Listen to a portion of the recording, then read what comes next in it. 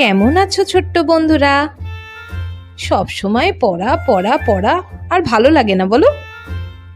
ঠিক আছে, আমি তোমাদের পড়াটাকে যদি একটু সহজ করে গল্পের আকারে সাজিয়ে দিই, দেখো তো কেমন লাগে।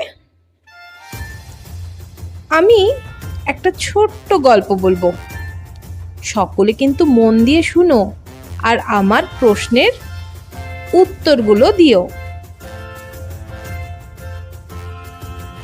আমার গল্পের নাম ক্রিয়া রাজ্যে শব্দবাজি।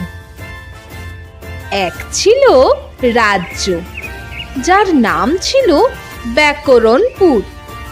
সেখানে থাকতো নানান রকমের শব্দ, বিশেষ্য, বিশেষণ, সর্বনাম আর ক্রিয়া। সবাই তাদের নিজের কাজ নিয়ে গর্ব করত, কিন্তু ক্রিয়া ছিল সব থেকে ব্যস্ত। সে বলতো, আমি ছাড়া বাক্য চলে না। আমি কাজ করি, খাই, ঘুমাই, দৌড়াই, গাই, নাচি, সবই করতে পারি। একদিন বাক্যদের রাজসভা বসলো।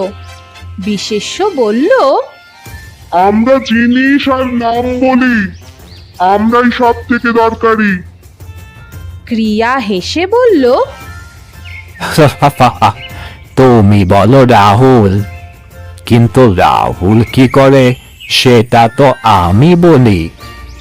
যেমন বলি না, রাহুল খেলছে। শুধুই যদি রাহুল বলতাম, তাহলে কি কথাটা কিছু বুঝতে পারত লোকে? সবার মনে পড়ল ক্রিয়া না থাকলে বাক্য তো অর্ধেক। তখন রাজা বললেন, ক্রিয়া হলো বাক্যের প্রাণ, ও না থাকলে বাক্য থেমে যায়। সবাই মিলে করতালিতে বলল, ক্রিয়া ভাই, তুমি সত্যিকারের কাজের রাজা।